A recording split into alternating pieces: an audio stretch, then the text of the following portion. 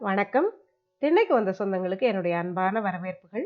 இன்னைக்கு திண்ணையில நாம 3 அருமையான பொரியல் செய்முறைகள் பார்க்க போறோம். இந்த 3 வகை பொரியலுமே சாம்பாரோட, பருப்பு சாதத்தோட, பருப்பு குழம்போடலாம் சாப்பிடுறதுக்கு ரொம்ப நல்லா இருக்கும்.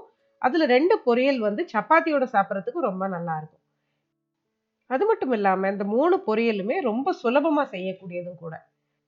இப்ப நம்ம நேரடியா செய்முறைக்குள்ள போயிரலாம். இப்ப நம்ம முதல்ல பண்ண போறது காரசாரமான ஒரு காலிஃப்ளவர் பொரியல். இந்த ரெசிபிய அலமேலு மங்கை அப்படின்னு நம்ம வியூவர் ஒருத்தங்க கேட்டிருந்தாங்க. இந்த காலிஃப்ளவர் பொரியல் பண்றதுக்கு நான் வந்து 300 கிராம் அளவுக்கு காலிஃப்ளவர் எடுத்திருக்கேன். இந்த காலிஃப்ளவரை நல்லா சுத்தம் பண்ணிட்டு எவ்வளவு சின்னதா நறுக்க முடியுமோ அந்த மாதிரி சிறியதா நறுக்கி வச்சுக்கோங்க. நறுக்கின காலிஃப்ளவரை 2 தடவை நல்லா உப்பு தண்ணியில போட்டு கழுவி எடுத்து வச்சுக்கோங்க. இப்போ நான் ஒரு வாணலியில எண்ணெய் விட்டு அதுல வந்து சீரகம் போட்டு தாளிச்சுக்கிறேன். சீரகம் வெடிச்ச பிறகு நம்ம அதுல வெட்டி வச்சிருக்கிற ஒரு பெரிய வெங்காயமும் கருவேப்பிலையும் சேர்த்து வதக்கிக்கலாம். வெங்காயம் வதங்கி கொஞ்சம் நிறம் மாறின உடனே அதுல நாம நறுக்கி வச்சிருக்கிற காலிஃப்ளவரை சேர்த்துக்கிறோம். அடுத்ததா தேவையான அளவுக்கு உப்பும் மஞ்சள் தூளும் சேர்த்து நல்லா கலந்து விட்டுட்டு மிதமான தீயில வச்சு நம்ம மூடி வச்சு வேக விட போறோம். அதாவது 3/4 பதத்துக்கு இந்த காலிஃப்ளவர் வேகிற அளவுக்கு நம்ம வேக வைக்கணும். தண்ணீர் சேர்க்கக்கூடாது. தேவைப்பட்டா ரொம்ப ட்ரையா இருக்குன்னு நினைச்சீங்கன்னா 1 ஸ்பூன் எண்ணெய் விட்டு அப்படியே மிதமான தீயில வச்சு இடையில இடையில கிளறி விட்டு நாம இதை வேக வச்சுக்க போறோம். இப்போ வந்து காலிஃப்ளவர் 3/4 பதம் வெந்திருக்கு. லேசா நீங்க அழுத்தி பார்த்தீங்கன்னா தெரியும். இப்போ வெந்திருக்கு. இப்போ நாம ஒரு குடமிளகாய் சேர்க்க போறோம் இந்த பொரியல்ல. விதை பகுதியை நீக்கிட்டு நான் வந்து நறுக்கி வச்சிருக்கேன். அந்த குடமிளகாயை இப்போ இதுல சேர்த்துக்கிறோம். அது கூடவே 1 டீஸ்பூன் அளவுக்கு வத்தல் தூள், 1 டீஸ்பூன் அளவுக்கு கறி பவுடர் 2ம் சேர்க்க போறோம். இப்போ இந்த கறி பவுடர் வந்து மெட்ராஸ் கறி பவுடர், இந்த பவுடர் தான் நான் சேர்த்திருக்கேன். இது வந்து எல்லா பிராண்ட்லயுமே கறி பவுடர்னு நம்ம ஊர்ல கிடைக்கும். அது சேர்த்துக்கலாம் நீங்க. இந்த கறி பவுடர் உங்ககிட்ட இல்லை அப்படின்னா ஒரு 1/2 டீஸ்பூன் அளவுக்கு மல்லித்தூளும் 1/2 டீஸ்பூன் அளவுக்கு கரம் மசாலாவும் சேர்த்துக்கோங்க. சேர்த்து நல்லா சுருள்ற அளவுக்கு நம்ம வதக்கி எடுத்தோம்னா அருமையான பொரியல் தயாராகிடுச்சு. இது வந்து நான் ஏற்கனவே சொன்ன மாதிரி சாம்பாரோட சாப்பிடவும் நல்லா இருக்கும். சப்பாத்தியோட கூட சேர்த்து சாப்பிடலாம். ரொம்ப நல்லா இருக்கும். அடுத்ததா நம்ம பார்க்க போறது பச்சை கத்திரிக்காய் பொரியல். இது ரொம்ப சிம்பிள், ரொம்ப டேஸ்டா இருக்கும். இந்த செய்முறை எப்படி பண்றதுன்னு பார்க்கலாம். இப்போ இதுக்கு நான் வந்து 3 கத்திரிக்காய் அந்த சைஸ்ல எடுத்திருக்கேன். ஒரு 1/4 கிலோ அளவு இருக்கும் அது. கத்திரிக்காயை கழுவிட்டு இந்த மாதிரி சின்ன சின்ன துண்டுகளா நறுக்கிக்கோங்க. நறுக்கின கத்திரிக்காயை தண்ணீர்ல உடனே போட்டுருங்க. தண்ணீர்ல போட்டு வச்சாதான் அது நிறம் மாறாம அப்படியே இருக்கும். சமைக்கிற வரைக்கும் அப்படியே போட்டு வச்சிருங்க. இப்போ நான் வந்து இந்த கத்திரிக்காய் பொரியலுக்கு இந்த அளவுக்கு தேங்காயை 1/2 டீஸ்பூன் சீரகத்தோட சேர்த்து தண்ணி விடாம இந்த மாதிரி அரைச்சு எடுத்திருக்கேன். ரொம்ப நைஸா அரைக்க வேண்டாம். இப்படி கொரகொரப்பா இருந்தா போதும். அடுத்ததா ஒரு வெங்காயமும் 2 பச்சை மிளகாயும் நறுக்கி வச்சிருக்கேன். இப்போ நாம செய்முறைக்குள்ள போயிடலாம். இப்போ நான் ஒரு 2 டேபிள் ஸ்பூன் அளவுக்கு எண்ணெய் எடுத்துட்டு அதுல வந்து கடுகு, சீரகம் 2ம் போட்டு தாளிச்சுக்கிறேன்.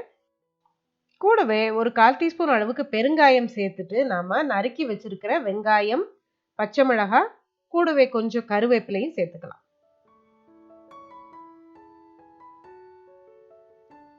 இப்போ இந்த வெங்காயம் வந்து கொஞ்சம் வதங்குற அளவுக்கு நம்ம உப்பு போட்டுட்டு வதக்கிக்கலாம்.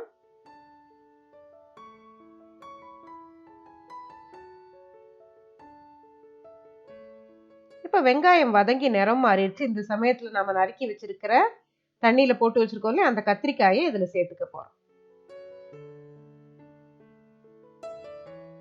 இப்போ கத்திரிக்காயை சேர்த்துட்டு இந்த கத்திரிக்காயில 1/4 டீஸ்பூன் மஞ்சள் தூள், தேவையான உப்பு, இது 2யும் சேர்த்துட்டு நாம மிதமான தீயில வச்சுட்டு ஒரு 3ல இருந்து 5 நிமிஷம் நாம மூடி வச்சு இந்த கத்திரிக்காயை கொஞ்சம் வதங்க விடலாம்.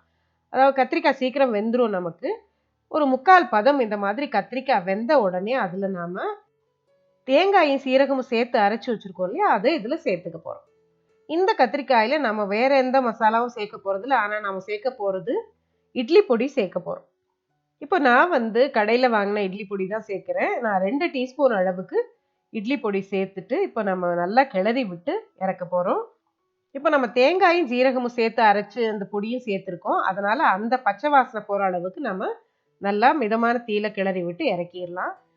இது சாம்பார் சாதத்துக்கும் சரி, சப்பாத்திக்கும் சரி ரொம்ப நல்லா இருக்கும். ட்ரை பண்ணி பாருங்க இந்த செய்முறையை. பச்சை கத்திரிக்காய் மாதிரியே பிங்க் கலர்ல சின்னதா கத்திரிக்காய் கிடைக்கும். அந்த கத்திரிக்காயிலையுமே இது செஞ்சா ரொம்ப நல்லா இருக்கும். அடுத்ததா நம்ம பார்க்க போறது சேனக்கிழங்கு பொரியல். இந்த சேனக்கிழங்கு பொரியல் வந்து கடலைப்பருப்பு சேர்த்து பண்ண போறோம். இது கூட்டு இல்ல, பொரியல் தான். ஆனா கடலைப்பருப்பு சேர்க்கிறோம் இதுல. இந்த செய்முறை ரொம்ப சுலபமானது. இதுக்கு வந்து நான் வந்து ஒரு 300 கிராம் அளவுக்கு சேனக்கிழங்கு எடுத்திருக்கேன். 2 டேபிள் ஸ்பூன்ல இருந்து 3 டேபிள் ஸ்பூன் அளவுக்கு கடலைப்பருப்பு எடுத்திருக்கேன். இப்ப இந்த கடலைப்பருப்பை நல்லா கழுவிட்டு நாம பிரஷர் குக் பண்ணிக்க போறோம். சேனக்கிழங்க இந்த மாதிரி சின்ன சின்ன துண்டுகளா நறுக்கி வச்சுக்க போறோம். இப்போ ஒரு பாத்திரத்துல 2 கப் அளவுக்கு தண்ணீர் ஊத்திட்டு அதுல வந்து கொஞ்சமா மஞ்சள் தூள் போட்டுக்கலாம்.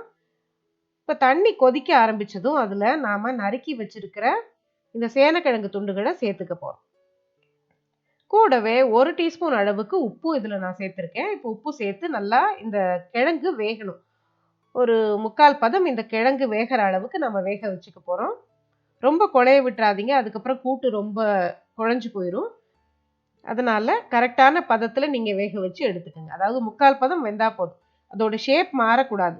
இந்த மாதிரி பதத்துல நம்ம எடுத்துட்டு இத வந்து அப்படியே அந்த தண்ணியில இருந்து ஒரு ஸ்ட்ரெயினரால அப்படியே அரிச்சு எடுத்துக்க போறோம். இப்ப நான் எடுத்துட்டு நாம இத வந்து எப்படி பொரியல் பண்றதுன்னு பார்க்கலாம். இந்த பொரியலுக்கு தேவையான கடலை பருப்பும் ஏற்கனவே நான் குக்கர்ல வேக வச்சிருக்கேன். வாணலியில ஒரு 2 டேபிள் ஸ்பூன் அளவுக்கு எண்ணெய் விட்டுட்டு அதுல வந்து உளுந்தம் பருப்பு, கடுகு, காரத்துக்கு 3 காஞ்ச மிளகாய் இதெல்லாம் சேர்த்து இப்ப நம்ம தாளிச்சுக்கலாம்.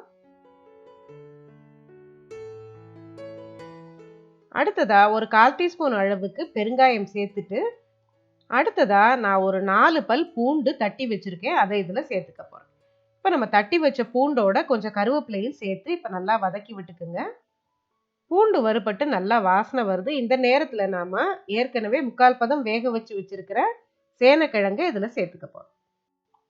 சேனக்கிழங்க சேர்த்துட்டு நல்லா அந்த எண்ணெயோட நாம ஒரு நிமிஷம் நல்லா அப்படியே கிளறி விட்டுட்டு இப்ப நம்ம ஏற்கனவே வேக வச்சு வச்சிருக்கிற கடலை பருப்பை எடுத்து இதுல சேர்த்துக்க போறோம் நாம.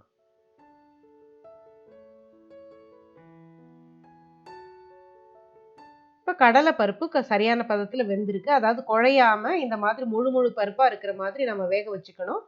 அந்த கடலை பருப்பை எடுத்து இதுல நம்ம சேர்த்துக்க போறோம்.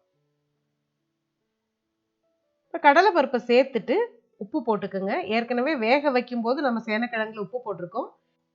அதனால கவனமா உப்பு போட்டுக்கங்க. கொஞ்சம் அதிகமா இருந்தாலும் நல்லா இருக்காது. அதனால சரியான அளவுக்கு உப்பு போட்டு கலந்து விட்டுட்டு ஒரு 2, 3 நிமிஷம் இந்த மாதிரி எண்ணெயில நம்ம வறுத்து எடுத்தோம்னா ரொம்ப டேஸ்டான சேனைக்கிழங்கு பொரியல் தயாராயிருச்சு.